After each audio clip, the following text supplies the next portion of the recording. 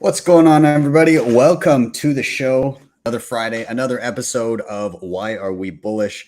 I am still south of the border, south of many borders. I'm still down in Costa Rica. So thus the beach bum look. And I've got all new guests on the show today. Very excited. You'll get to meet them momentarily. I've got my beverage going. So happy Friday to you all. And of course, this is live. Anything can happen, and we're a bunch of us are actually on not our typical Wi-Fi connection, so we'll see how things go. But anything can happen. But we're gonna go ahead with it. So I defer to my friend Bill here. We'll do it live. Okay. We'll do it live. Fuck it. Do it live. I'll write it and we'll do it live. And thing sucks. If you haven't already, like, subscribe, share, all those things, super important. They really do help get the show in front of more eyeballs. And without further ado, I'm Ben with the BTC Sessions. This is your daily session.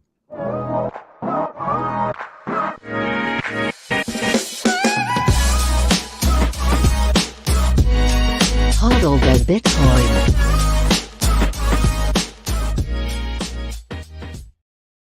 Before we bring in our panel, let's take a look at where we are in the market right now. This is the bitbo.io dashboard. We're sitting at $38,972 per coin. It's been ping-ponging a whole bunch. A single US dollar will pick you up 2,566 sats. 90.38% of all Bitcoin have been mined. In terms of fees, 9 sats per byte. Next block up a little bit, but if you're willing to wait an hour, 1 sat per byte will still do you, of course. Quick shout out to sponsors of the show. If you're in Canada, Shakepay is a super easy way to stack sats. Easy deposits with e-transfers, no deposit fees or withdrawal fees. What else? There's a link down below. Your first $100 purchase will get you $30 for free. You can refer friends and get the same deal, and then you can shake your phone every single day for free sats. They've also got a sats back Visa card, which I use on the regular, so check them out.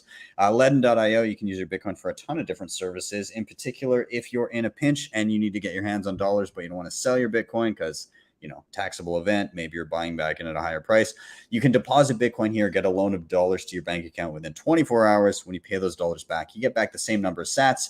They also, of course, have their savings accounts, their B2X offering. You can check it all out down below. Bitrefill makes living on Bitcoin a breeze. I use it regularly. You can buy any gift card your little heart desires with Bitcoin, both on-chain and Lightning. You earn sats back as you shop, and they also have a referral program to stack some extra sats in the process. Keystone, these guys, one of my favorite and most used hardware wallets, 100% air gapped, meaning you don't plug it into anything internet connected. It's all done offline via QR code, and that keeps the keys to your money safe and away from internet connections. Highly recommend you upgrade to the Bitcoin only firmware, and then it works beautifully with things like Blue Wallet, Wasabi, Sparrow, Spectre, Badass, and a multi-sig. So check them out. Links are below. I do also have a tutorial on the thing. And then if you're backing up any important Bitcoin wallet, get it in steel, friends. Pieces of paper are not always your friend. Fire damage, water damage, all that stuff. BillFodl over at Privacy Pros can help you out there. With that, let's stop my rambling. I'm going to start bringing in our panel. We've got Pierre, we've got Kal, we've got Chris, and we've got Ben part 2. Gentlemen, welcome to the show. I'm very happy to have you all. Let's do a quick round of intros. You've now been shuffled in my view, so we're going to go in a slightly different order, but that's okay. So maybe let's go to Pierre. Pierre, can you let people know, who are you? What do you do? Yeah, hi everyone. So I'm Pierre Corbin. I'm a full-time Bitcoiner, or try to be. I quit my day job last May to just focus on Bitcoin education to start, and many other other projects. And my first project is actually a documentary film, full feature film, that is called The Great Reset and the Rise of Bitcoin, that I recommend everyone watching. It's a lot of work was put into it. It's got a lot of views. We just crossed 500,000 views on YouTube. And it won some film festival and was selected to others, including Sunscreen Film Festival in Florida. So very exciting. Very happy to be here. Thank you for having me. And I'm in El Salvador right now. Man. So, I'm exploring Bitcoin, spending some sats, there could trying be the Lightning Network. Yeah, absolutely. And I will after the show I'm going to link to your movie in the show notes, so everybody be sure to check that out. But either way, your Twitter handle's on the screen right now, so give him a follow and take a peek for that film that he put together, because it's pretty awesome. So let's jump down the line next. Kal, you're up. Can you let people know who you are and what you do? How's it going, guys? My name is Kal Kassa. I'm in Ethiopia right now, Addis Ababa, and I work on open source Bitcoin education, as well as have a role with Hoseki. I am a head of business development, where I can't quite tell you exactly what we do. We're still in stealth mode, but we should be releasing our product soon. So happy to be here, guys. Good to see you, man, and good to see you again. I think the last time I saw you in person would have been at the Human Rights Foundation Freedom Forum down in Miami last October. Is that right? That's right. That's right. The Oslo Freedom Forum in Miami. Yeah. Good to see you. And are you going to? Is there any chance you're going to be in Miami again in a month's time for the conference? Or I'm pretty sure I'll be there. Yeah, I think I'm going to make a stop in Austin first, just to round out the month, and then I'll join you guys out in Miami. Awesome, man. Well, I look forward to it. Let's jump down to Ben Part 2, another friend of mine that I frequently see often in the same city where I reside. So Ben, welcome. It's a shame that we don't see each other more in person. Let's fix that. But let people know who you are and what you do. Thanks, Ben. Good to be here. Hi, everyone. My name is Ben Gagnon. I'm the Chief Mining Officer for Bitfarms.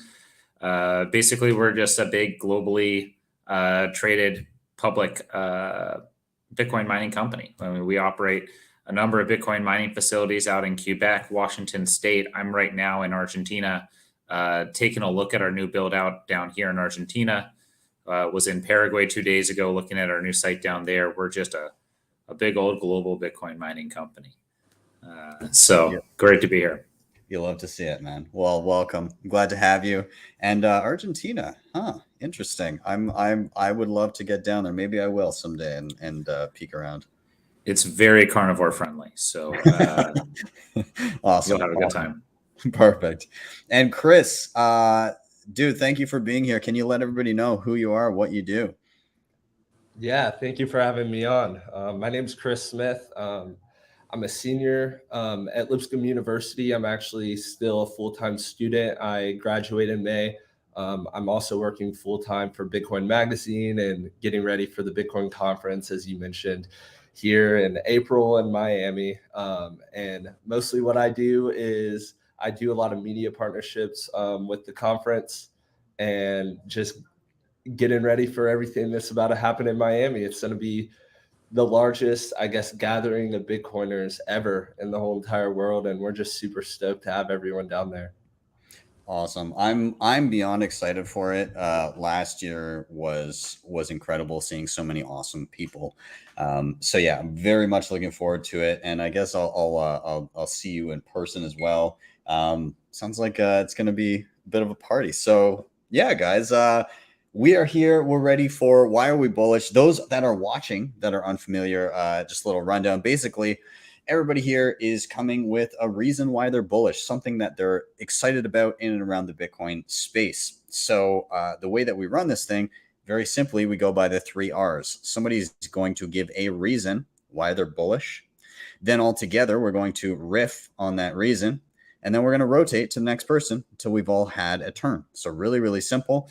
And I'm going to get us started as per tradition. And my reason for being bullish this week is, I guess, a bit of a personal experience, given that I'm currently in Costa Rica, but I've experienced this multiple other places that I've been, is just the hospitality and the warmth of Bitcoiners that I meet around the globe. And I want to give a shout out to 2 individuals that I've met in basically over the course of the past week within Costa Rica. And I'm actually even going to bring up their Twitter accounts right now just to give them a shout out. So Adrian Barrick, him and his family literally had my family over he's never like, he doesn't know who I am. He just knew I was a Bitcoiner in town, and he was like, "Yo, come have dinner and come for a swim and everything." And their family is awesome. They're big into Bitcoin, and he's a we'll call him a Canadian refugee, escaping Ontario to come be in Costa Rica, and he couldn't be a nicer guy. And fun fact, he's writing some Bitcoin fiction.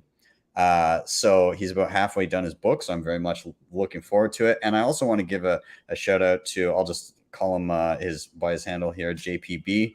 Again, another Canadian refugee in Costa Rica, funny enough. And he took, again, his whole family. He's come down to Costa Rica here, but I was honored to be the first Bitcoiner that he's ever spoken to in person. He's been into the Bitcoin space the past year and a half, 2 years. He's fallen hard down the rabbit hole. He's done a lot of reading, thousands of hours of reading, podcasts, all this kind of stuff. He's now mining.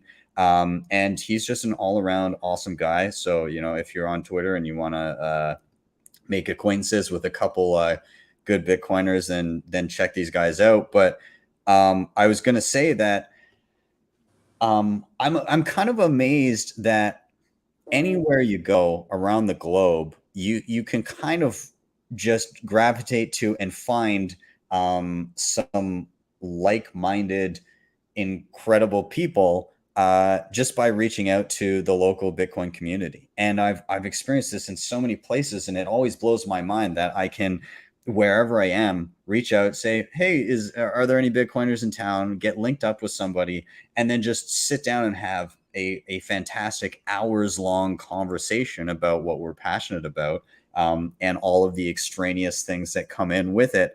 And also experiencing JPB's first in-person chat with a Bitcoiner, being that person for him, because I remember, the first time I got to speak with somebody else who was as crazy as I was to latch onto this weird internet money. It was an interesting and life-changing experience. And you have this moment of, I'm not crazy. There's somebody else that's at least as crazy as me. And I got to chat and fall down a rabbit hole with them for a few hours. And so I think hopefully it was a good experience for him, but he seemed pretty excited to chat in person with another Bitcoiner. And so rather than just kind of leave it wide open, I'm kind of curious to get some of your takes on experiences you guys have had, either meeting Bitcoiners from different parts of the world and what that experience is like, or if you so please, maybe tell me about the first time you ever got to speak to another Bitcoiner in person and what that was like. So I'll open it up to whoever wants to jump in first, but one of those two avenues that you want to take, feel free. I would love to happy jump to go. here. Let's do Chris, and then we'll do Cal. Okay, cool. Yeah, I would love to jump in here. I'm going to tell this story because I love this story. It was the first time that I walked into the Bitcoin magazine office. And we were actually talking about that the other day, and how working in Bitcoin is really a peace of mind. And it's not only monetary freedom, it's freedom for your mind. And the first time you work in Bitcoin, the first time you work surrounding that common goal, being around an environment where everyone is like-minded is truly something that is very bullish, in my opinion. Because not only are people working for revenue, people working for profit, obviously everybody has to make money, but there's a bigger goal in mind. And being in an environment where that resonates to every single person who you work with, you can always get grounded in that fact. And so back to when I first walked into the office, it was like no environment I had ever been in before. And I would go to, say, like Bitcoin meetups are that way as well. I don't know if y'all have a Bitcoin meetup that you go to, but if you don't, I highly suggest you find one. or if you can't find one, you start one yourself, because it is so awesome to just put yourself in an environment with those like-minded individuals where you can truly find peace of mind. Yeah, I 100% agree. And I agree with your point about if there's no meetup near you, just start one. Even if there's like one person that shows up the first time, it's well worth it. So yeah, absolutely. Let's Cal, you were about to say something as well. Feel free to jump in. Yeah, sure. So I fell down the rabbit hole in early 2020, and I guess because of that, I didn't really have any, in life, kind of in real life friends or anyone to kind of chat with. So it wasn't until probably early 2021 when Unchained. I happened to be in Austin, Texas. Unchained Capital at the time was holding, BitDevs, still is, I think, in a new location. So yeah, walking into that, their office on I think it's Fifth Street, and it's a large office, but because there were so many Bitcoiners, it looked so small, right? It felt so small, and and just walking in and having access to Parker Lewis and Jimmy Song, and I was kind of in the midst of my heroes, right? So it was a pretty great experience to have, and it kind of helped me kind of tie myself into the community. So now when I travel around or I'm in Ethiopia, I always have a good reference point. I always have good kind of sources and citations. So I was really kind of blessed to have that opportunity.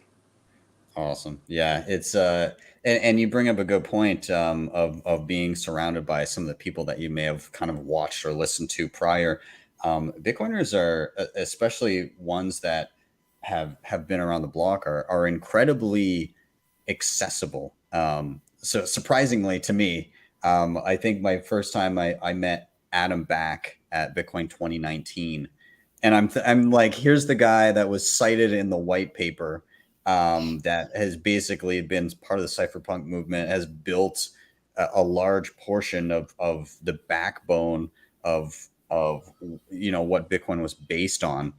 And I just walked up to him and started chatting. And you can get those, if you can read social cues, if you're in a conversation with somebody, often if they don't know you get that where the body is kind of tilted and the feet are facing away, and they might feel like they're basically signaling like, oh, okay, well, I'm ready to exit the conversation and go chat to other people. And Adam Back is a guy who, he's been around the block. Everybody wants to chat with him, and he definitely has more important people to talk to than me. But no, I walked up to him, and it was just straight attention focus. He sat there and talked to me for like 20 minutes, half an hour, with no indication that he had anywhere else he would rather be. And it was astounding to me, like how generous Bitcoiners are with their time. And there's been many other examples of that, but it definitely strikes me. So I'll pass it to our other two panelists to comment. Maybe I'll do, if it's okay, I'll do Pierre first and then Ben. But Pierre, do you want to comment either on your first chat with another Bitcoiner, or how it's been meeting Bitcoiners abroad? Yeah, so I've been traveling a lot the past year. I basically don't have a home anymore. I just travel, and so I've met a few on the way. But very interesting is meeting them here in El Salvador, because I'm just around the corner from the original Bitcoin beach. So I mean, you can just head there and talk Bitcoin whenever you want. They're very open people. And just with anyone that you meet, because everyone that is here is also just a bunch of travelers. Everyone goes for drinks and just wants to meet others. So there's a lot of meeting people, and there's a lot of Bitcoiners, obviously. And it's really great, the interactions you can have. And I was having a conversation with a guy. He's called Dave. That is from Canada, in fact, but lives in the U.S. And he, he's in his I don't know, late 40s or so. He's just invested and very interested in Bitcoin, and he was saying how this is the place where like he had to come visit and has to come back, because it's just like attending Woodstock or any kind of major events that happen. It's the source of nation state adoption, and there's just a lot of passion even in someone that doesn't necessarily work in Bitcoin. So yeah, just all around great interactions with people here. Awesome. And I'll toss it to Ben last. Any comments on any of this that you'd like to throw in? Yeah, of course. I always think Bitcoin is just such a great filter for people. If you meet somebody and they're a Bitcoiner and they're into Bitcoin, you know that they just get it, right? Most of the people that you meet in the world, chances are they don't get it or haven't gotten it yet. And I'd say it's only true for Bitcoiners. It's not true for crypto in general. But when you meet another Bitcoiner, you're all on the same page, and it's a big club, and we're all in it, and it's permissionless. It's you're right. It's very accessible. Every time when I was getting started in this industry, and I've been all over the world meeting people, building mining facilities, and striking strategic relationships and all this stuff. I'm always surprised every time when I walk up to somebody and I start talking, and it's, hey, this is the head of this company, this is the founder of this thing, and everybody's, all in this together. Pretty amazing thing to find those like-minded people. It's like having a Tinder app, and you can just filter out 99% of people that you don't want to talk to without doing any swiping. So it's just a great filter. Yeah, Bitcoin meetups are the ultimate swipe right, I would like to say. So yeah, you're right. No swiping required. And you know what?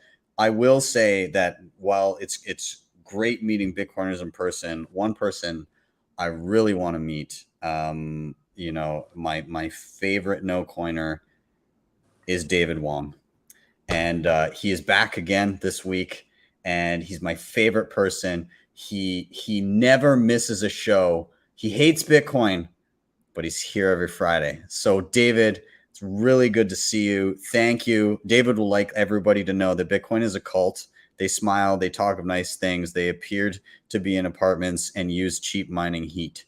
So thank you, David. Love you, man. Glad you made it. But with that, we'll wrap up that topic.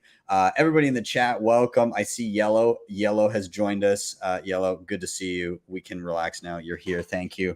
And good to see the Canadian Bitcoiners in here. Canadian Bitcoiners had some nice things to say about Ben Gagnon. They're saying that you're one of the smartest minds in Bitcoin mining, and Bitfarms is very lucky to have you on staff. So shout out to Len and Joey over at Canadian Bitcoiners. You guys are awesome, and I can't wait. I'm having you guys on again sometime soon in the coming weeks. So excited to see you guys again. But with that, let's change gears. Let's jump to our next topic. Pierre, you're next on my screen. I hope I'm not throwing you under the bus or catching me off guard here, but I'm going to toss it to you. What are you excited about this week, man? What are you bullish about? So I'd say Bitcoin education. I want to focus on the topic of my film, and the fact that Bitcoin education can also get just more mainstream. By this, I mean celebrating the fact that the film was selected for Sunscreen Film Festival, which is, an achievement I never thought would ever, happen for this film, because it's a really big deal. So very, very exciting. Yeah, that's the page of the Twitter page of the film, where you can have access to the website and so on, and it's just the idea that as Bitcoiners, we, for some crazy reason, I don't know, we just want to educate people about Bitcoin and how it works, and that's exactly what I wanted to do with this film. Just be able to in a short, concise way, put the information that I thought was relevant today for people, which meant understanding our economy, the state we're at right now, inspired on an article written by Dylan Leclerc, but also a video how the economic machine works, made by Ray Dalio, and just refreshing this with the current data so people really understand what's happening, what strategies are usually taken by central banks, and where we're at, which is the limit of where we can be.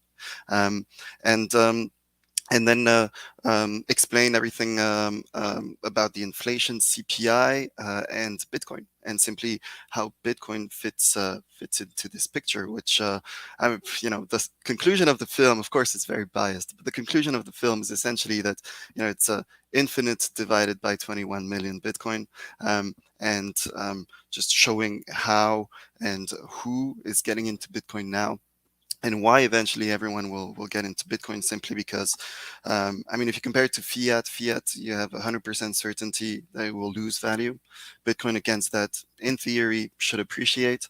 And on top of that, at the economical context, which is that, we have already now a big crisis that is going to hit us, the stock market that is dropping. And that this money will eventually have to exit. And where is it going to go? My bet is on Bitcoin, simply because traditionally this used to go towards bonds and government obligations.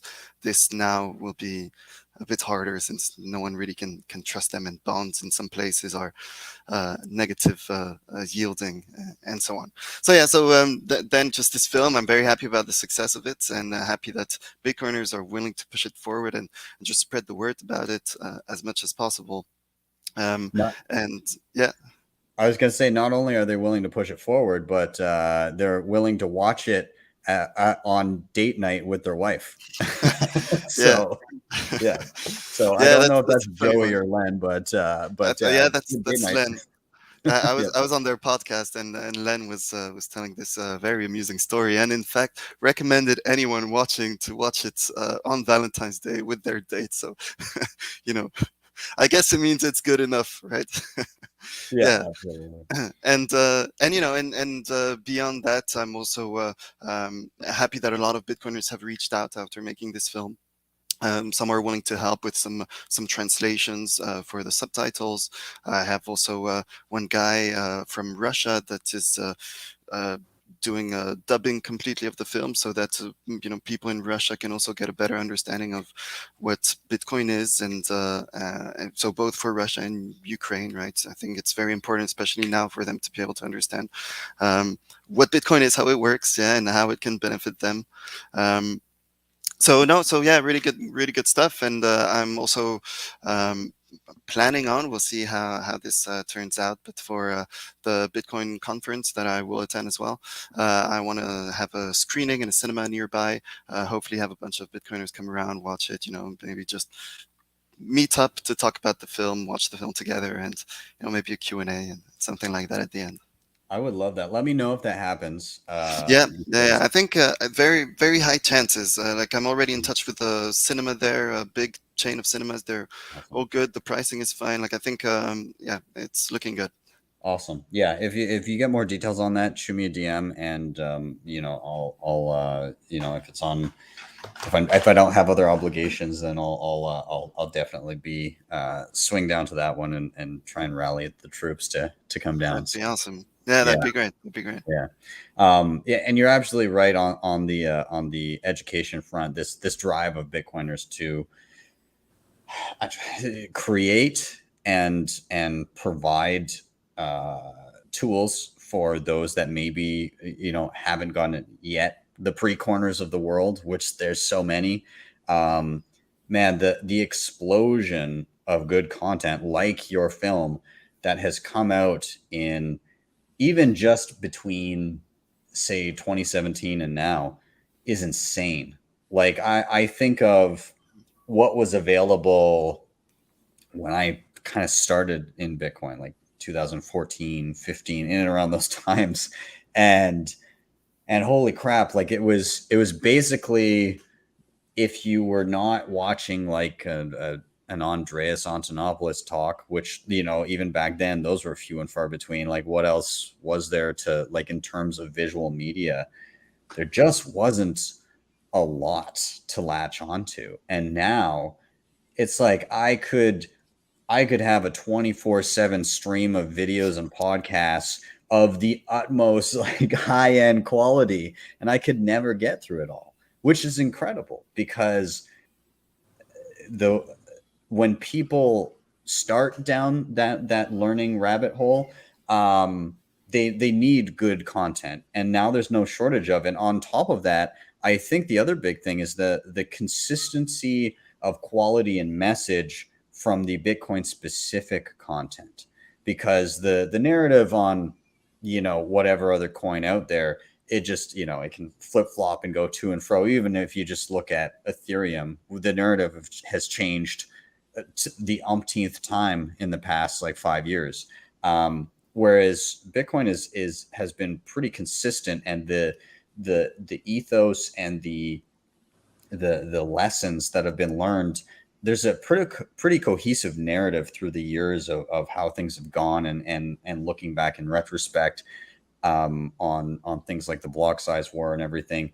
There's an excellent story to be told there, and a lot of people are doing it a lot of justice, and I'm very happy to see that. So I'll open it up to the panel if anybody else wants to jump in on either Pierre's film or Bitcoin education in general.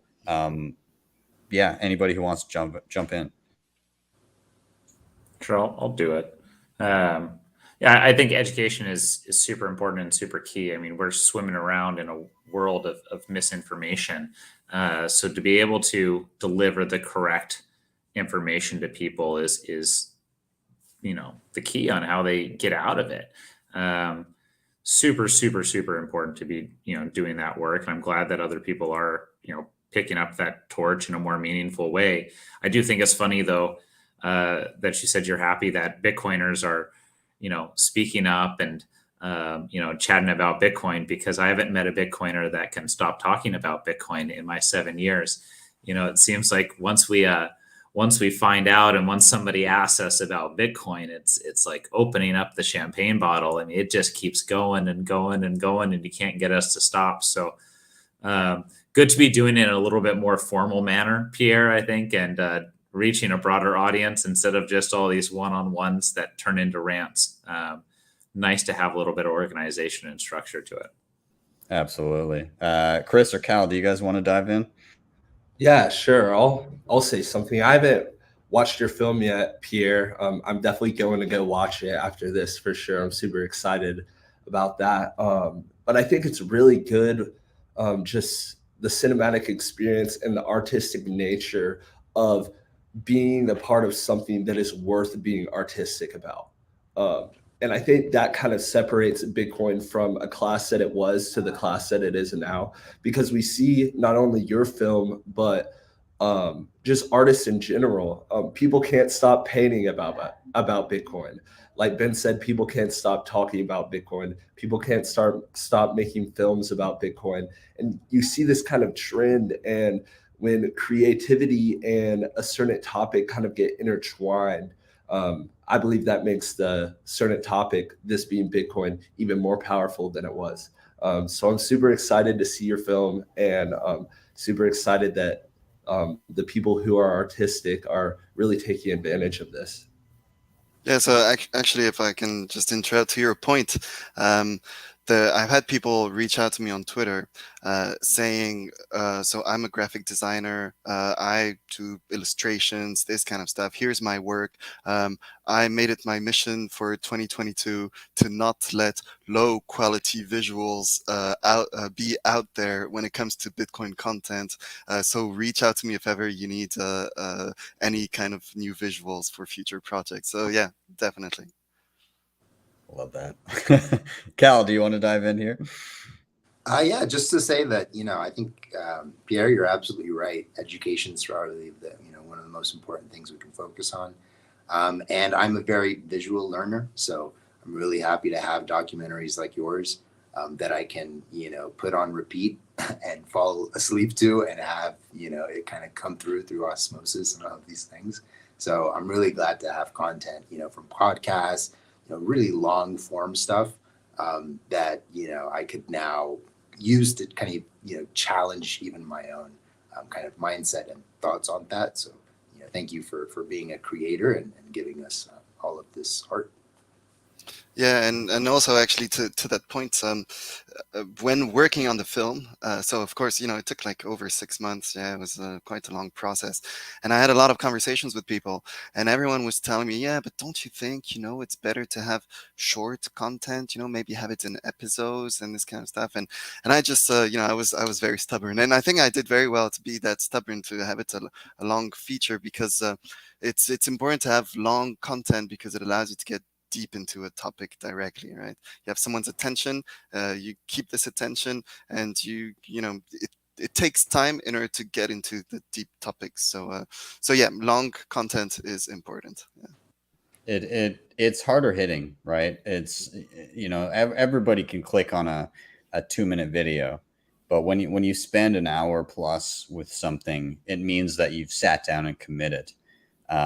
And you take something from that, even when you can't fully articulate what you took. It's something of it imprints itself on you and leaves itself with you, and it helps you in your later understanding as you encounter other types of content, and it helps you kind of form that worldview. So that long form content is important to have out there, and I'm glad to see it being done professionally, like with yourself. So thanks, man. I'm glad you've done it. And again, everybody that's wanting to check it out, the Twitter handle, if you're on Twitter right now, at the Great Reset A1, is that right?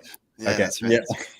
You can find it. You can find it on my Twitter profile as well, of course. Perfect. And then the website is thegreatresetfilm.com, and you can find all the stuff there. So yeah, definitely check that out. But with that, and I also got to give a shout out to, we're talking about all this high quality content. And of course, we'd be remiss if we didn't mention also the low quality content like Yellow and the Meme Factory, putting out their episodes, interviewing people, or rather cornering them into a group of meme creators. So Yellow, you're right. We got to tip the hat to the low quality content as well. So thanks, man.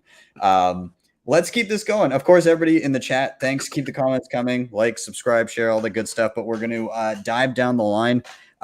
Cal, you are next on my screen. Hopefully I'm not surprising you, but let's throw it to you, man. What are you excited about this week? What has you bullish?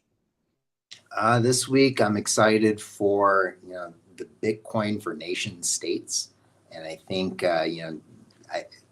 that's actually been my interest for a while now, and just kind of looking at kind of geopolitics and kind of what the world is going through. And we have 160 countries on the world roughly, right? And I know about 54 of them in Africa, and we look at these countries, and even if you make the point that we might need some currencies at the nation state level for transactions, a lot of these countries don't have currencies that will survive, right? Even the strongest one, United States dollar, we can reasonably argue that it'll be gone within 50 to 100 years, right? In terms of all of its value, right? I think the Warren Buffetts and the Charlie Mungers have kind of also agreed on this to where the United States dollar will slowly go to zero. And so, what that means for countries, I think is going to be really important, because, not only do you have relationships that are, an individual versus its state, but you have states versus states, right? And that, of course, affects individuals. So to just kind of follow that, I think will be really interesting. And hopefully with that comes not just an element of watching, but also supporting and serving, right? So civic engagement, right? I think there's like a kind of a popular quote: one person's civic engagement is another person's rent seeking. And I'm kind of also learning that in Ethiopia, right? How do I place myself? Where do I go? What type of examples do I set? And what things am I doing for the community, and how could that potentially not serve the community, right? So kind of being careful and walking kind of a thin line. because I think we're all very early, and we want to set a good precedent and be good leaders. And so yeah, that nation state kind of conversation is really interesting to me. And I think some of the developing countries or kind of the global south, because they're so young, they're going to see some very quick adoption. And so, the things that, Blockstream is doing with Samson Mao and, El Salvador, that's really interesting. So looking forward to follow all of that. I want to pose a question to you, and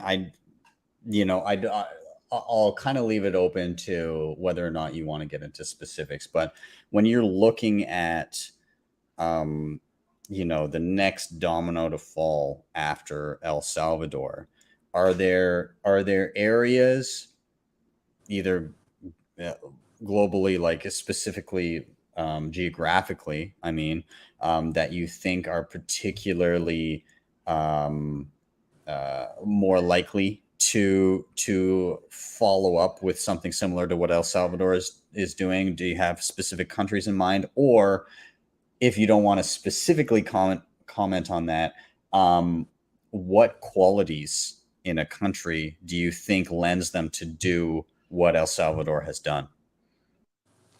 Well, one, I think, the inflation rate is a good measure as to a populace's pain, right? And so once that, passes 50 and heads towards 100, all bets are off, right? You'll start to do anything for your family, right? And Bitcoin is on the table, and it's probably an interesting and good alternative to the fiats. What countries might be next? It's very hard for me to say. I won't speculate, but I also look at, I've been in Ethiopia for the past 2 months now, supporting adoption, giving presentations, lectures, X, Y, and Z. And I can already see that there is adoption here in a de facto sense, because you can use Bitrefill, for example, to load up your telecom on your, government-owned telecom credit, right? So it's already here in terms of usage. So we'll see.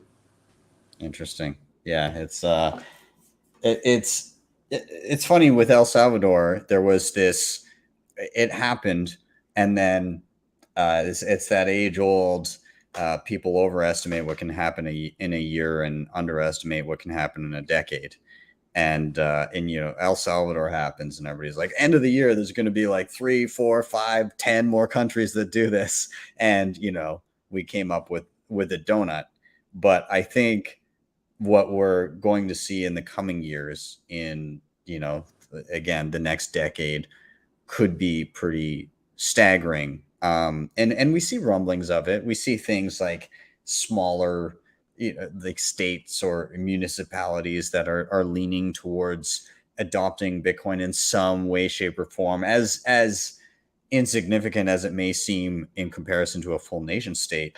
Any of those mentions in the news prior to El Salvador, we'd all be salivating, right? And so that Overton window has totally shifted.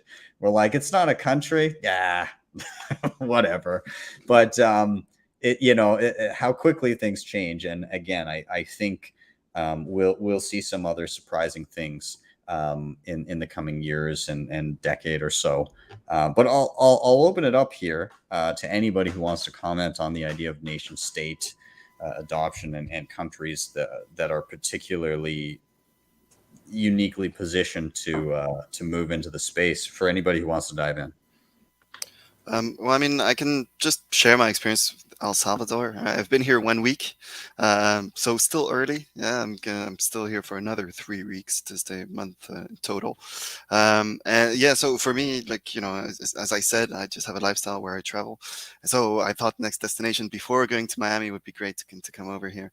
And yeah, I think what you mentioned also, what can happen in a year versus what can happen in 10 years. I think even for a country that adopted Bitcoin the way El Salvador did, it's still very early, like around here, El Zonte, Bitcoin Beach. I mean, I pay everything in Bitcoin, but other than that, a lot of people they don't even understand it. They know that, of course, it's here, but it was mostly for tourism. And then I think that that's, the truth. In fact, it was a lot to attract foreign investment and increase tourism, and great idea in reality.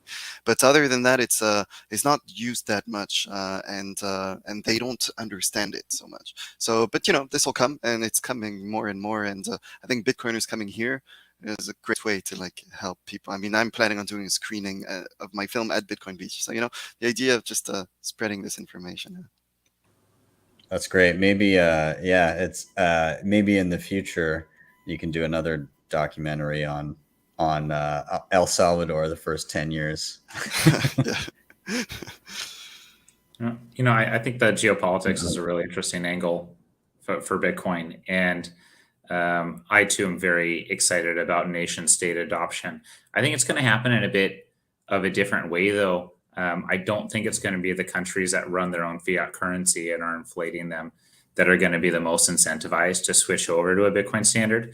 I actually think it's going to be the 30 to 40 odd countries that import US dollars and use US dollars as their default currency, because when they started doing this was really about having financial discipline, right? They knew that if they ran this themselves, it would be corrupted and destroyed to nothing. And, they wanted the financial discipline of somebody who was a little bit bigger and more stable, outsource that liability to them. I think with Bitcoin, they can achieve the same thing, right? That counterparty that they trusted originally is no longer as trusted as it was when they started these systems 30, 40 years ago. And now Bitcoin gives them that same opportunity again to enact financial discipline, have a stable and prosperous economy for everybody. I think, the countries that are running the money printer are going to continue to run the money printer, because there's it's really hard to stop running that thing once it keeps going. If we look at Venezuela, and they're the most inflationary country in the world. I don't think they're switching over to a Bitcoin standard anytime soon. They're just going to keep pouring more and more gas on the fire. So I think we should look out for those smaller countries that are utilizing the US dollar, and really want to make some good long-term investments in the country. And adopting Bitcoin as a standard or a legal tender is a great way to do that. Change your unit account, change your time preference, and focus on those long-term investments that are going to bring, great long-term dividends to your country and your citizens. Yeah, and I like your point that a lot of these countries were dollarized for that discipline, that discipline has been more or less thrown out the window the past couple of years. But also there's the dynamic of they dollarized because that was the world reserve currency. And with current geopolitical shifts, that position is potentially not what it used to be, and could continue to degrade relatively quickly, potentially in the coming years. So, in that instance, not everyone will obviously jump on the Bitcoin train, but there may be few as they're searching and deciding what's next, what replaces it. Some of those dollarized nations may think, well, it's been a few years and El Salvador seems to be doing all right. Maybe it is a viable option. So, I guess we'll see. But I'll open it up. Kal or Chris, do you want to touch on anything here? Yeah, I think it's really fun to speculate exactly which country's going to adopt it next. Hear news from presidents, hear news from governmental agencies about bullishness around the world geopolitically. But overall, I think it's important to recognize that as bad as a country needs Bitcoin, they are more fearful of being a threat to the United States. And what I mean by that is they would rather swallow the pill and not adopt Bitcoin than be viewed as a threat to the United States government due to the financial strength that the United States, and specifically NATO, the BIS, and the World Economic Forum have created on this dollarized system.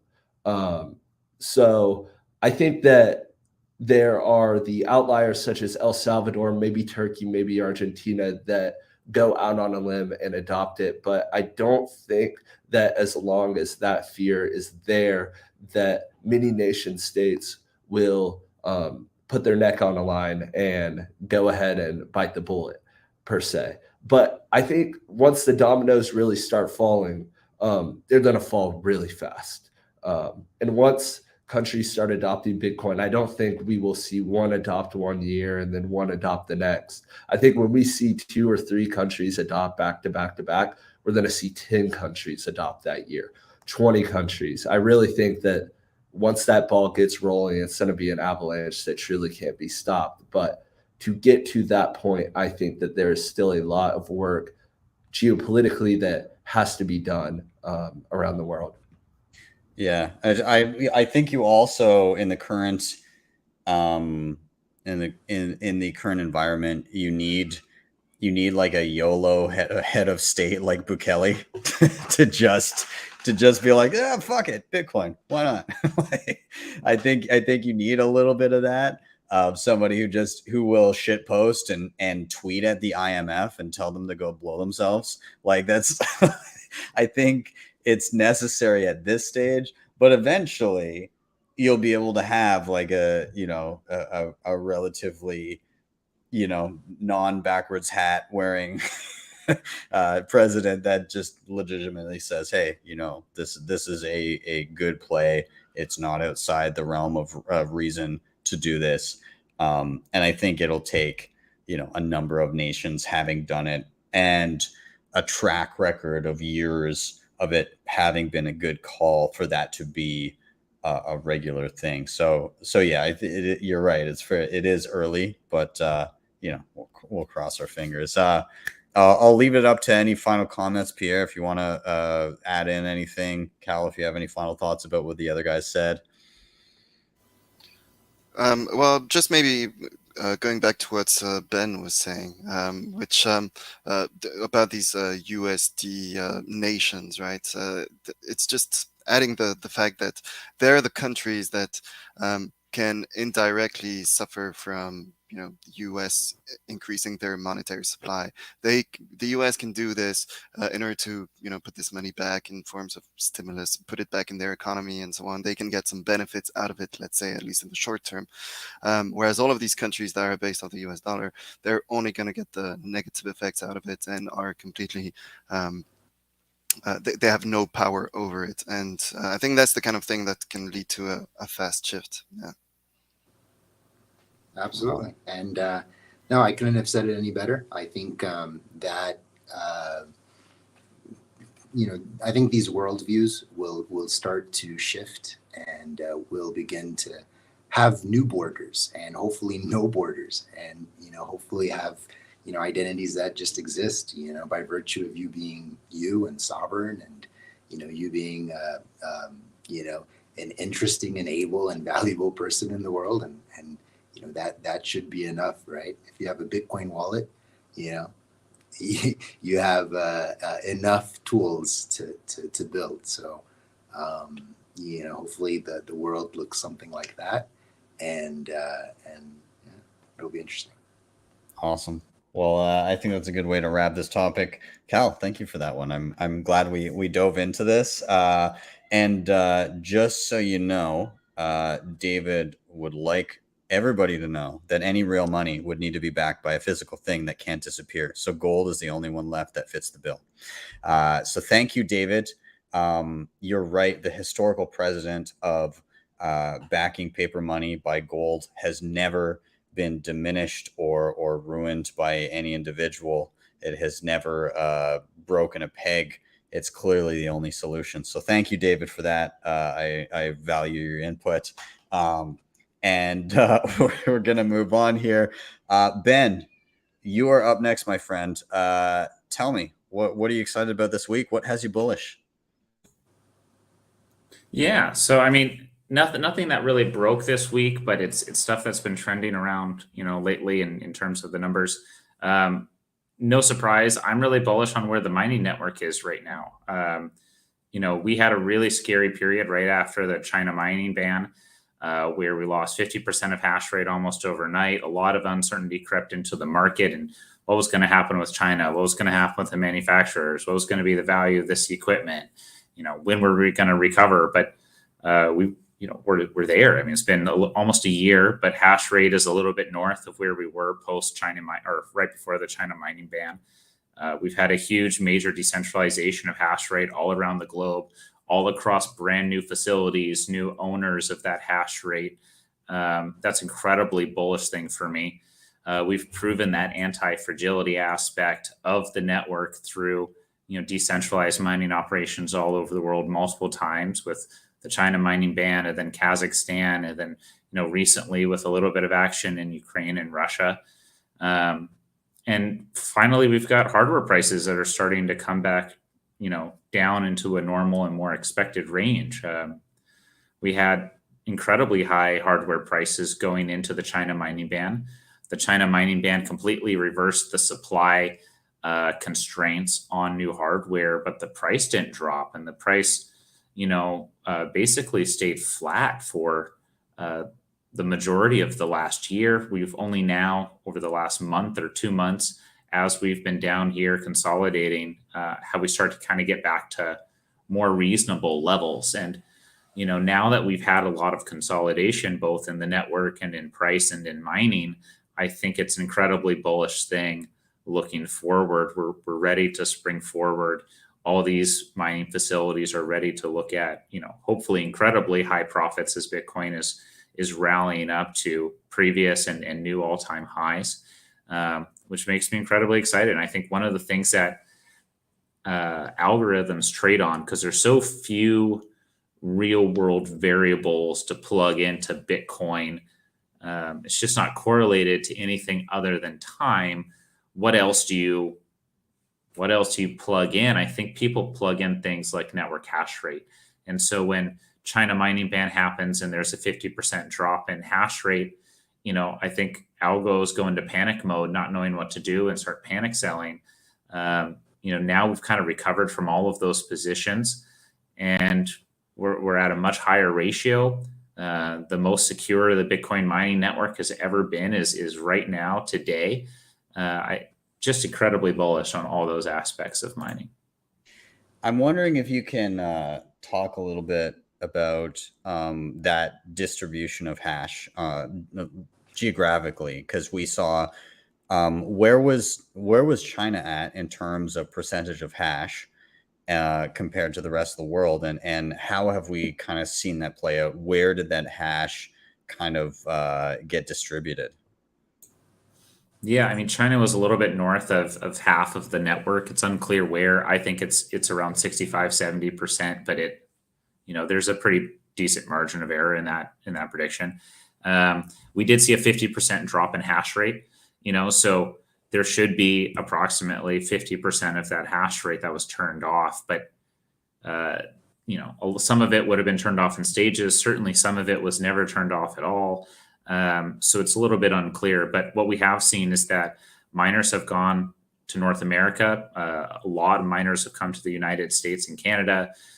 We've got, mining coming into South America. We're here in South America right now. I think there's great opportunities to come down here. You've got new opportunities, I think, on the sovereign side, where countries are finally realizing, here's a product that I can actually manufacture and export kind of irregardless of any other national competitive factor other than power, right? And it's something that's a lot easier to leapfrog than trying to develop a whole new industry and technologies. So that's why Bukele can start mining on volcanoes in El Salvador.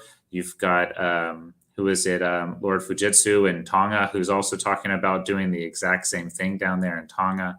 They're going to go wherever the power is. But primarily it's US and Canada. That's interesting. Yeah. And I'll give you one more short question, and then we'll open it up to the panel. So the other thing, I was chatting with actually one of the guys that I met here in Costa Rica. The topic came up of is there, and I don't see it as much of a threat, but do you want to talk a little bit about the dynamics of if there were to be some type of, and we saw this early on and then reverse course, I believe with Marathon, about only mining certain types of transactions or certain types of blocks, or excluding certain transactions from blocks that miners in certain jurisdictions were. What would be if a subset of the hash rate of the network were to attempt to exclude certain types of transactions that they for some reason didn't want to include in blocks, whether it be, it's not approved transactions based on a jurisdiction or whatever. What would be the net effect? What do you think the game theory would be that would play out there? Let's say if the US and some Western nations said only approved transactions will be mined in our blocks. Well, I don't think that, I mean, might happen in terms of this is a goal that we want to accomplish. It can't really happen in terms of practically enforcing it, right? And so there's always a big difference between what the law says and what they actually are able to enforce and enact. And you can write a law that doesn't make sense technically. They make lots of laws that don't make any sense. That doesn't necessarily, it's not really a prerequisite for making a law. But what I would say is that, generally speaking, there's no incentive for me as a miner to support that. And so how are they going to get us to do that, right? I'm incentivized to preserve Bitcoin and to secure the Bitcoin network from these kind of egregious attacks. And all the other miners around the world are equally incentivized to do so. It's when we stop, and start filtering out and censoring things that we're actually not communicating on the same language anymore, right? We're not communicating on the same bandwidth anymore. And so if people did that, they would eventually have to, I would assume either fork out or become irrelevant. We've seen lots of forks on Bitcoin in the past trying to accomplish all sorts of crazy ideas. And none of them have been successful. You can look at Bitcoin Cash today. I think it's like 3% of Bitcoin's hash rate. And then you can look at Bitcoin SV, and I think it's 3% of Bitcoin Cash's hash rate. These are very unsuccessful projects. And if a ban did come into place or regulation did come into place on the exchange, I think you'd get a lot of country arbitrage taking place at the pool level. Like what you saw with the crypto exchanges, especially as they left China, they bounced around a lot. I mean, 1 month Binance is in China, then it's in Hong Kong, then it's in Singapore, then it's in Malta. You can really move the company around very quickly and change a lot of the rules and the regulations that you're subject to. And there's lots of countries out there. One of them or many of them are going to be supportive of this, and it's going to become like whack-a-mole. It's just not going to be enforceable at all. Not to mention that as the block size or the block reward diminishes and more of the reward is just transaction fees over time. If you're excluding specific transactions, it just means that those transactions will pay a higher fee to get into a block in a nation or a constituency that will do the block, which means your percentage of the rewards for mining is going to dwindle because you're excluding that high reward for including those transactions in your blocks. And that's what's beautiful about Bitcoin and mining and it being, permissionless and open. And, we don't care whose transaction we're processing. All transactions are the same. And there's an incentive to preserve that. So if they want to choose to do that, they're not going to maximize profit and they'll eventually get wiped out. Absolutely. I'll open it up to, Pierre, Kal, Chris. I don't know if you want to tag in with anything or if you have any other questions for Ben regarding mining, given that he's the guru, but yeah, go ahead. Yeah, sure. So, what I find very interesting about mining and how it's developing is just the incentives that are there for miners, right? So it incentivizes the whole energy market to just become more green, right? And so it will put big miners at the center of this energy shift that governments have been supposedly pushing for years, and also put them down the road at the center of the money creation, right? Because we of course believe in a world where Bitcoin will be in the middle, and that's in fact maybe a question to you, Ben, uh, is it already happening, and to what point or when do you think could happen the shift of, rather than miners looking for the cheap energy and contacting energy producers, um, uh, ch- turning to energy producers contacting miners in order to stabilize the grid and be able to leverage this cheaper energy themselves? Like, is there already this shift happening? Is Bitfarms being contacted already, or when do you see this really growing? Because I think this is when the hash rates will potentially increase even more, right? Once these big players themselves get into this.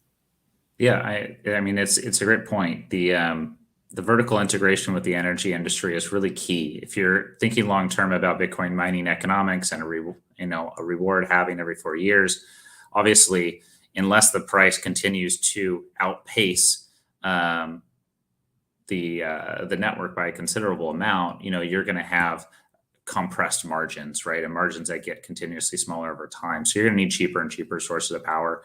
And that can only really come from monetizing that energy that nobody else is using. So the vertical integration is here. I mean, we've been curtailing at some of our farms in Quebec since I think 2018, maybe even 2017. And at the beginning of this year, the program was so successful over the past couple of years, it was implemented across the entire province at every single mine. Texas is doing the same things. They have all sorts of curtailment programs for Bitcoin miners. And so it's really starting to enter into the mainstream space. You'd be surprised how many oil and gas companies and energy companies, power plant companies are doing their own small mining projects and pilot projects. These are massive companies. They don't need to press release something so small. They can do this under the radar. They can get comfortable with it. And I think what they're all learning or have already learned is that Bitcoin mining should be seen as like a buyer of energy or a buyer of last resort for your energy. And so, energy is very interesting market. It's energy is very easily stored, but electricity is not. And so once you've converted it into electricity, it's a flow of electrons. You can't really put that genie back in the bottle so cost effectively. And Bitcoin mining is a way to maximize the utility and get all that full financial value out of it, which is a boon for everybody. It will reduce our costs. It will increase their profitability. It will incentivize more production, more development, more power generation, which should lead to increasing levels of human flourishing all over the world. Every time there's increases in power development and energy utilization, you have huge increases in human flourishing. I think this is what Bitcoin mining is really incentivizing. That's awesome. I wanted to share one thing. I just saw it shortly before we came on here, and it was from Troy Cross, who was on the show last week. He tweeted out this. According to Cambridge, there's enough flared gas to power 5 Bitcoin networks, all while converting methane to CO2. Methane is 80 times as warming as CO2 over 20 years. Methane is responsible for 1/3 of all warming, which would be a huge win, contrary to what most mainstream individuals believe, that Bitcoin can actually be helpful in terms of preventing emissions or lowering their effects, which is fantastic. I don't know, Ben, if that doesn't seem correct to you, or No, it's right. I mean, when I met you, Ben, I was working with my previous company, Lutech in Alberta, and this is what we were doing. We were doing containerized Bitcoin mining for flare gas mitigation, because this is a brilliant merger of many different things. And if you're a government or an NGO or something along those lines, and your goal is to reduce emissions, ignore every argument as to why you're reducing emissions. It's irrelevant. If your goal is to reduce emissions, is there a better technology on the planet for doing that other than Bitcoin mining at flare gas? I mean, there's no better technology on the planet that actually provides a private economic incentive to anybody with this resource to reduce that emission, right? Every other technology on the planet to reduce emissions is funded by public subsidy. This is the only natural economic incentive that exists in the world to reduce your own emissions. So it's lining proper moral economic behavior, with actual real world results. And it's a really beautiful thing. Damn, it's so interesting when you see the incentive structure that exists here. But I'll pass it to I don't know if Chris or Cal, if you want to add anything in or ask a question, feel free. Now's the time. Yeah, I have a little add-on, and which will kind of lead into a question. I think it's humorous that you just showed Troy. I was actually about to talk about the BPI and what him and David Zell and Grant McCarthy are really doing to counter all the FUD that's going on with Bitcoin mining. And I guess my question for you, both Bens, if anybody really has an input on this, I guess the first question is, do we need to have a loud voice? And if the answer is yes, then how do we get our voice louder?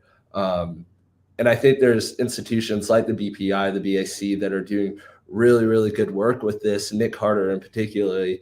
But clearly that voice is not loud enough, because maybe our 5-person circle right here can bat off ideas with each other and agree on things, but most people don't. And that's the reality of the situation, that most people that don't know about Bitcoin think that Bitcoin is bad for the environment. They just do. People who don't own Bitcoin, no coiners, people who are from the ages 10 to 70 who really don't care about finance or investments at all. They think that it's bad for the environment. So I guess, yeah, I'll leave it at that. Ben, if you want to touch on that at all. Yeah. I think it's a great point. This Bitcoin mining will boil the oceans narrative is a really frustrating one, because it's just overwhelming how much they beat the same drum over and over and over again. I've written a couple of pieces on it for Bitcoin Mag, and looking into where this all came from and what's the source of it. It pretty much all comes from one source, and it's Digiconomist, and it's just taken with no analysis, no critical thought. It's just taken verbatim. But it's fraudulent. It doesn't follow his own stated methodology. You can look at his numbers. None of the numbers make any sense. We have a 50% drop in China mining ban, and emissions and electricity consumption went up. How do you have a 50% drop in network hash rate and an increase in electricity consumption and emissions? In order for that to happen, you'd have to replace all the newest machines with all the oldest crap. It doesn't make any sense, so he calls us greedy, and at the same time we're ignoring profitability and we're doing what's in our worst interest. It's really frustrating.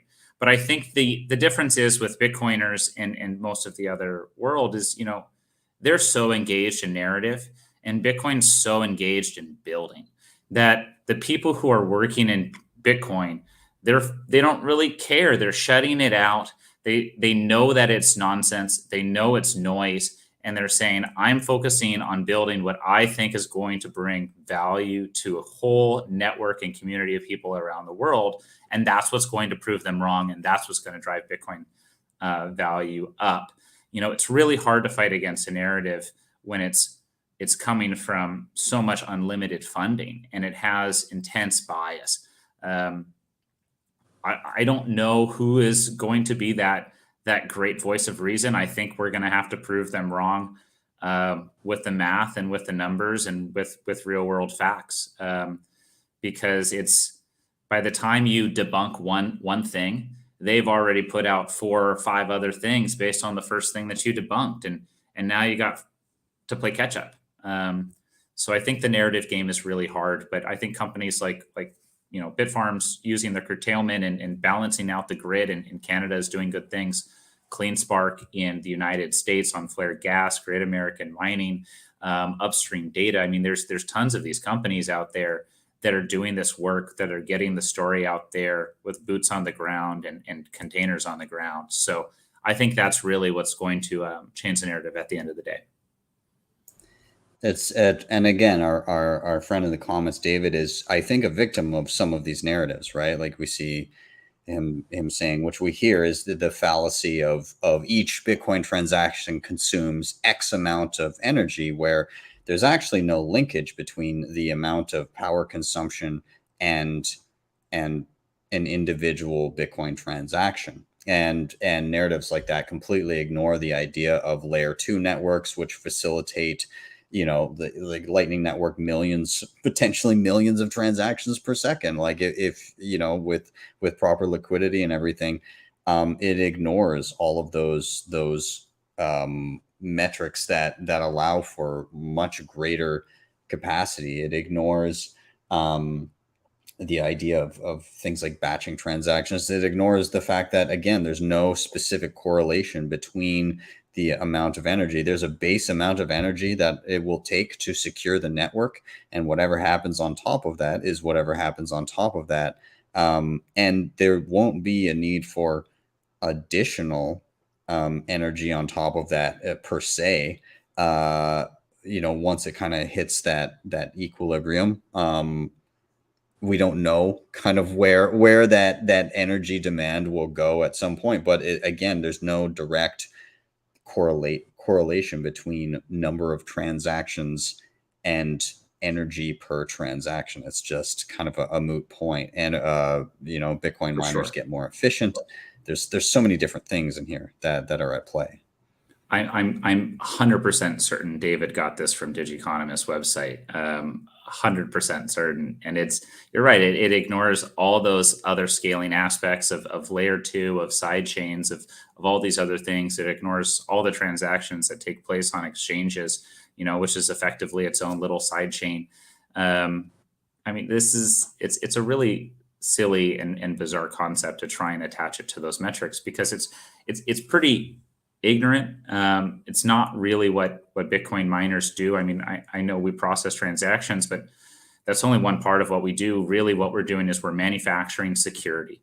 And, when we are enabling transactions to be processed, at the exact same time, we're preventing unlimited amounts of fraudulent transactions from being processed.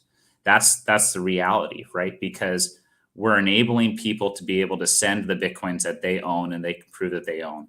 We're also making sure that nobody can send your Bitcoins if they can't prove that they own them, right? And that's the real value that we're bringing to the network. In addition to processing transactions, we're preserving it and making sure that nobody took your transactions every single 10 minutes. We're preserving your Bitcoin in your wallet. We're manufacturing that security. And this is the only asset in the world whose security can scale in perpetuity indefinitely as Bitcoin's price goes up, relative to the value of the asset as a whole. There's no other asset in the world that can do that. You can't just keep adding inches of steel to the gold vault. I mean, there's no extra security there. Bitcoin's the only asset in the world that does that. Awesome. Well, is there anybody else that has any comments, questions they want to throw in before we round out the topic? I don't know if anybody does.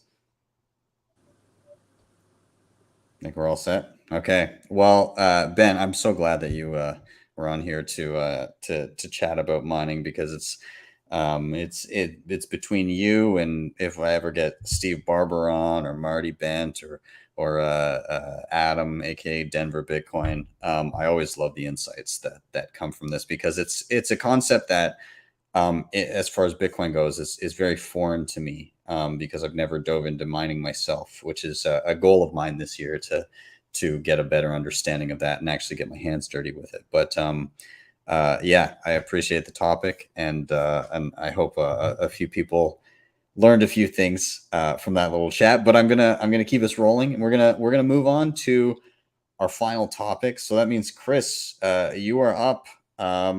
Dude, what are you excited about this week? What has you bullish? Awesome. Well, thank you again for having me on. And I felt as if it would be a shame to not talk about exactly why you brought me on, which was my article that I wrote back in February about my fraternity adopting Bitcoin, putting it on our balance sheet, and accepting dues in Bitcoin through the Lightning Network. And I thought, for being bullish, there's nothing more right to talk about than an application layer of a real world example of how Bitcoin made someone's life or an organization's life easier and gave them custody of their assets back. So I'm going to tell a short little story about kind of why we did that and why I'm so bullish about Bitcoin for not only fraternities, but just student organizations and organizations in general around the world who currently don't have control of their assets and their ability to get it back.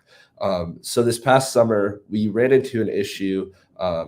Like I said, I'm an executive of a fraternity here in Nashville, Tennessee. And we were receiving donations from our alumni in order to fund the next year and do events. And we do a lot of service work with the different special needs programs in Nashville. So we needed money for that. And we were raising money through alumni. And the only way that we were able to get money from the alumni was through a wire transfer to an on-campus bank account, which the school then told us that we were not allowed to actually custody that money or those assets. We had to invoice back out of the school, and we never actually controlled those dollars at all, even though they were being donated to us. And we as an organization didn't view ourselves inside the school necessarily, because most of what we do actually does not relate to the school at all. So we went in custody of those assets, and me and my friend, his name's Sean Hagan. He's one of the smartest guys I've ever met. He was also an executive alongside me. And we said, what's a better way than follow Sailor's suit and do the Sailor strat on this? So we decided, okay, well, if you're not going to give us custody of our assets, then we're going to put it into Bitcoin and we're going to take that custody back. And that's what we did. And we put all those donations that we had into Bitcoin. We bought the dip. We gained back custody of our assets, and we created ourselves to be the Trojan horse for student organizations all across the world to follow in our footsteps and gain custody back of their assets. And that's why I'm bullish on Bitcoin, because if it can help a little student organization in Nashville, Tennessee, think about what it can do for the Ukrainian refugees, right? Think about what it can do for the Russian citizens. It's just over and over again this past year, I've seen real world use case after real world use case on why Bitcoin actually is changing the world. And if you look at Ukraine specifically, I was talking to my friend, and he's abroad right now in Europe. And he was in a train station the other day, and he said there were thousands of Ukrainians in the train station. They are complete refugees, and all they have is the shirt on their back. That's all they have left. They brought with them nothing, and they couldn't bring their wealth, right? Why? Because they don't have Bitcoin. And Bitcoin is actually the solution to that, to custody all around the world, of being able to retain your wealth no matter what tyranny is above you, whether that's as small as a school in Nashville, Tennessee, or as large as the Russian government, right? And that's kind of like what my point is with saying all this, that Bitcoin is the greatest custodian of all time. So yeah, that's why I'm bullish, and that's my real world example. So I'd love to hear what y'all have to say, and if you have any questions, I'd love to answer them. It's crazy to me that this was the situation for you, even within your school, and it's cool because, again, it's like a micro example of how important self-custody is and how Bitcoin provides that. It's like the most extreme version of property ownership that you can partake in, right? It's just you when the legacy system fails you, whether that be having to go through a school to custody your assets, which you never actually have control of, up to certain donations being deemed illegal, up to escaping your country with your wealth. It's wild how many examples, you're right, have been presented in the past couple of years of this is why this aspect of Bitcoin is indeed important. I again, I'm just wondering, like, why don't they want you to custody donations that are specifically going to the fraternity? Like, did they give like a specific, hey, this isn't allowed because, or was it like, this is just how it is? Yeah. So this is why I think I'm pretty sure written in some pretty small fine print somewhere in the contract says something along the lines of this: we're going to take a certain percentage of this donation and house it as the school due to being the custodian of this asset. So it's actually, and it's not just my school, because I did a lot of research into this after it actually happened to us. And it's funny because these student organizations provide so many donations to the school. Think about the alumni that donate to the school, that fundraise to build the buildings, to pay their teachers. Most of the actual profit that a school has isn't from tuition, it's from donations from alumni. And most of those alumni in schools all across America and all across the world were a part of student organizations. And now the school wants to be the bank on that student organization and earn a little fee. And it's just funny because I just feel like it's the epitome of the fiat world, truly. But yeah. Gatekeepers and middlemen inserting themselves into situations, and what was initially probably we can do this for you, and then we'll take a small fee for doing that because there's some admin to, you don't, no, you have to do it this way because we are taking a fee from it. So again, like, just an easy way to sidestep it is just not even use a currency that they're even capable of dealing with, which is fantastic. I love it. But I'll open it up to everybody else. Anybody want to tap in, ask a question, anything that you found interesting here? I really liked Chris's example. One, it reminds me of being in a fraternity and kind of trying to test the limits of the system, right? But also, when you look at, past 20, 30 years of Africa's history, when you look at South Africa and what they went through during apartheid, they had a real ally in student organizations and student groups in the West. So you had, different university campus students standing up and saying, we want divestment, right? We don't want our endowment funds to be put in, pension stocks and X, Y, and Z that, have something to do with, this blood money, right? So, Chris standing up and saying, there's a better way of doing this. There's a more sovereign way of taking custody, and there's a better value system, I think, resonates all around the world. And hopefully, his actions can kind of lead to, divestment of terrible fiat currencies and lead into Bitcoin adoption. So that's a really good story and a really good example. And hopefully it resonates with more people. Awesome. Pierre, Yeah, and I also think something super important to resonate, kind of like what you said, is most people won't adopt it until they really need it, until they feel the pressure, right?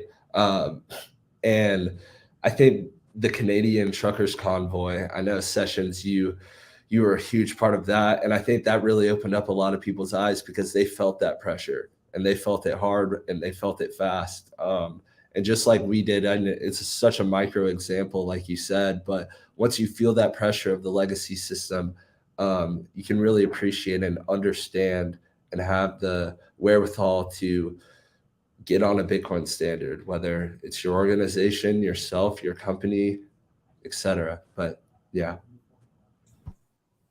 You know, Ben, I think Chris, I'm pretty bullish on your story. Not going to lie. I mean, 12 years ago, I was in college and had an opportunity to buy Bitcoin from a fellow classmate in business school who was just mining on his gaming PC in his dorm and selling it for beer money. I had a good chance to buy $100 worth of Bitcoin with a friend of mine for about 73 cents per Bitcoin. And, we decided, we'd also like the beer money. So that's actually how I got started is this terrible experience with Bitcoin and watching it go to 1,200 and back down to 200 and getting scammed and all sorts of things. So to hear you 12 years later as a fraternity, converting your fraternity over into a Bitcoin standard and using Bitcoin as a unit of account for your parties and beer, I think that's just great and incredibly bullish. Good on you. love it. Well, thank you. And we do use Strike. I know Sessions was kind of promoting Strike a little bit earlier, but Strike is the way. It's the new Venmo. If this makes you bullish as well, I don't Venmo my friends. If we go out for a beer, if we go order a pizza, I request them on Strike. Talk about a little tide shift there. I do believe it starts with the younger generations, and Strike is a better Venmo. Sorry, it just is. Love it. You Pierre, might date me, but I don't even know what Venmo is. I went cash the Bitcoin. Good. Pierre, you can dive in. Yeah, I think it is quite an epic story. In fact, I wish I had a story like that. It's awesome.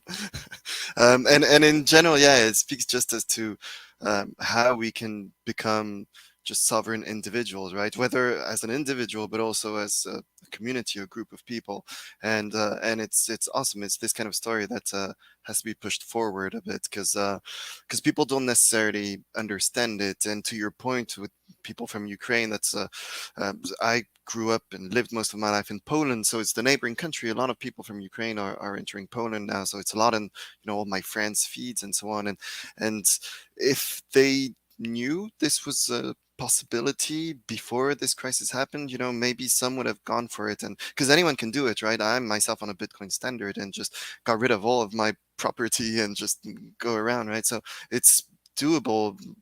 Literally anyone can do it. So it's the kind of story that has to be pushed, and it's a great one.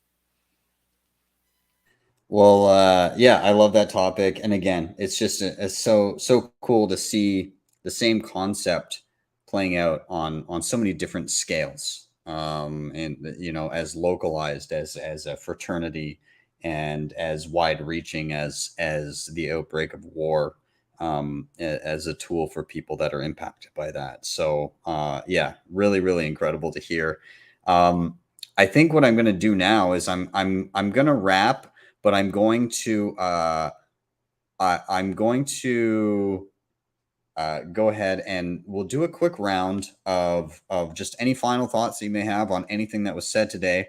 I'm going to put a challenge to you guys. I tend to do this, and it's basically a challenge to recommend a piece of content, whatever that may be.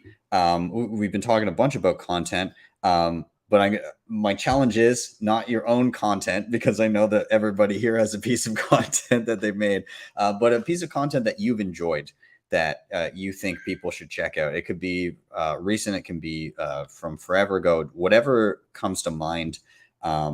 Then feel free to share. So in terms of final thoughts, again, great panel all around. Really cool to see people taking the initiative and basically plugging in them and their efforts to Bitcoin in different ways. And it's always such a cool thing to see such unique perspectives. In terms of content, I wanted to, this just dropped earlier today, didn't realize, but regarding we just mentioned the convoy, Reason did a piece, like a 13-minute documentary on basically what happened with that, or what's ongoing and happening with it. And I thought it was really well done and balanced. They talked to me, they talked to Nick, aka Nobody Caribou, and they talked to JW as well.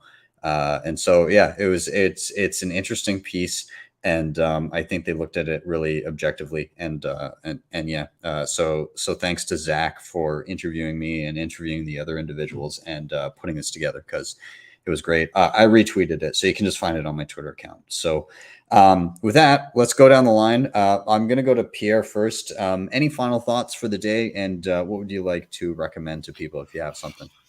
No, in general, it was really cool to be on. Thanks for having me. It's great to meet everyone. I really liked what Ben mentioned of, I never thought of it this way, how miners manufacture security. That was really cool. I like it. And in general, I think in terms of content, there's a lot of the stuff that goes around on Twitter. I think that there's one that many Bitcoiners haven't read, even though they've been hardcore Bitcoiners, is just the Bitcoin white paper. So just at least people should do their homework and reread it at least, because it has to be read minimum once, twice. Yeah. Awesome. Cal, how about you? Any final thoughts and anything to recommend? Final thoughts, just to piggyback off of what Ben was saying, just how important mining is, and I'd like to see countries like Ethiopia move into mining. We just put I think about 6,000 megawatts into the system, or I think we might be on the first phase now. So hydroelectric energy will be kind of a big thing for us. So putting that to work, having the electricity grid kind of stabilize, and increasing electricity energy for everyone in Ethiopia is going to be really important.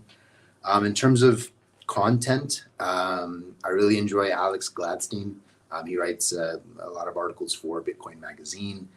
He's done several pieces on Cuba, China, Sudan, Nigeria, Ethiopia. So I think the article I enjoy is called "Check Your Financial Privilege," and it talks about surveillance and security and all of the kind of interesting, dramatic things that we see. So that's a good piece of content I would recommend.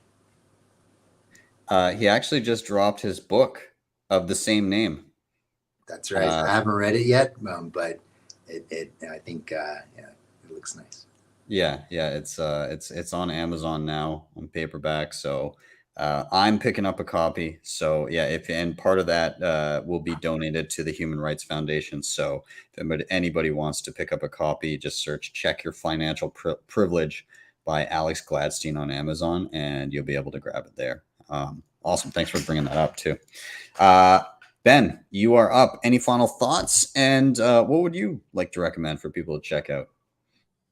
Yeah, just one final thought. I kind of was thinking about it after we ended the topic with the nation states and who's likely to go next. I just want to remind everyone, the incentives as an individual in a country versus the incentives for a country to go to a Bitcoin standard are very, very different. And they're likely going to be inversely related. So, the people who are most likely to want to benefit and go to a Bitcoin standard are going to be those in a hyperinflationary country, but the government's going to have very little incentive change over. And, same in the reverse. It's going to be a country who wants to gain back their financial sovereignty and financial discipline and control. They're going to want to de-dollarize and Bitcoinize. And it's going to be the people who are in the country who are going to see, be less incentivized to switch over, just because it's for them, it's new and untested. So the incentives are going to be in the inverse, and I think we should watch out for that and understand it. So as these things play out, it's maybe a little bit easier to understand.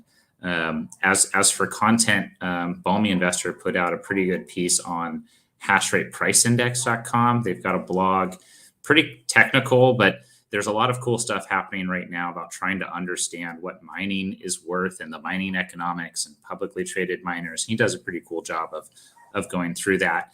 And then, if nobody has on the noob side of things, if you're looking for some content, to try and educate people and orange pill people, The one thing that's worked for me the most is actually Mike Maloney's Hidden Secrets of Money. He does a really good job of, logically going through the problem, the solution, and he does it in a way that's clear and simple for somebody with zero, starting knowledge to digest and understand. So I've always found that to be a good piece to view and share. I love that you brought that up, because I that was one of my early series that I dove into as I was getting down the Bitcoin rabbit hole. I mean, not super early; it was a couple of years in, but I went through all of those and I loved them. So glad you brought that one up. But yeah, let's grab Chris last. Any final thoughts and anything you'd like to recommend? Yeah, I guess just one short final thought, and that's the best Bitcoin conversations usually happen in a bear market, which I think this is a prime example of tonight. I thought this was a really good conversation, but some people just don't stick around when the price is super high. I think it goes to show the ones who are really working on stuff and the ones who are only in it to make money. But yeah, as far as content goes, sessions, I linked the Declaration of Monetary Independence in the private chat. If you want to pull that up real quick. So this is actually really cool news. And I guess it's public now. Yeah. Ulrich Patillo, Mike Hobart, and Mark Mariah, Mark Goodwin, and we're all on what we like to call the DOMI committee. And basically we are in charge of spreading the word of the Declaration of Monetary Independence. And we kind of announced in the last couple of days that we are going to have a 20 by 30 foot version of this in Miami, and people are going to sign it. So we're going to have thousands of Bitcoiners all over the world come and sign this document, 20 by 30 version. Some of the artists at Bitcoin Magazine have developed like a really cool version of it with a 1776 vibe. And this is going to be going down in Miami in April. I hope we could get 20,000 signatures on this thing. I think that would be super dope. So yeah, Declaration of Monetary Independence.org. Go there, sign it, put your name on a document. You never know what this document could do. And just putting declarations out there, I think, is such a good thing. And I think it's really good that it's happening in Miami, because this is going to be the largest gathering, like I said earlier, Bitcoiners in the world ever. So be looking out in Miami. Go sign the declaration while you're there. I love that. I'm for sure going to go do that. Yeah, that's great, man. I'm gonna have to take a look through that. That's really cool, though, and I think it's a really unique idea. So I'm glad you glad you brought it up. Sweet, guys. Well, again, I've got to say thank you all so much for your time. I really appreciate that you all took the time to come and chat for a couple hours here. Loved the topics, loved all the conversation, and of course, all of you are welcome back anytime. So again, thank you guys very much. Thanks, Ben. Thank you. Cheers. Thank you. Thank you. Thank you, guys. Awesome. And I'm going to kill all your audio video right now. But again, thanks, guys. And we'll see you next time. Yeah. Thank you, Ben. Cheers. And everybody watching, thank you so much for being here. Again, Friday, always favorite part of my week. I get to hang out with Bitcoiners. What more could you possibly ask for? Greatest part of my week, obviously. If you haven't already, like, subscribe, share, all those things are super important. They really, really do help the show. They help get more eyeballs on it. All of the guys that were on the show today, all of their Twitter handles are linked in the show notes down below, and they've got a ton of great stuff that they're working on. So follow them, check them out, check out Pierre's film, check out the blog from check out the blog regarding the fraternity and the monetary Declaration of Independence. Check out Kal and what he's doing. Go and check out Ben and Bitfarms. there's just so much knowledge and a wealth of knowledge there to check out. So for sure, go follow all those gents in the show notes down below. Of course, if you want to help the show in another way, you can hit up the previously mentioned sponsors down below. Do I dare try to list them off all right now? Yeah, sure. Shakepay, LEDN, Bitrefill, BillFodl at privacypros.io, and the Keystone Wallet. They're all linked down below. And if you really liked what you saw, you can always drop me a Bitcoin tip at my Strike page. That is strike.me/BTC sessions. You go there, type in any amount you want, hit the tip button. You will be greeted with a Lightning invoice, or if you tap to the right, a regular Bitcoin QR code. So with that, I'm out. Have yourselves a wonderful day or evening, wherever you may be. See you guys next time for your daily session.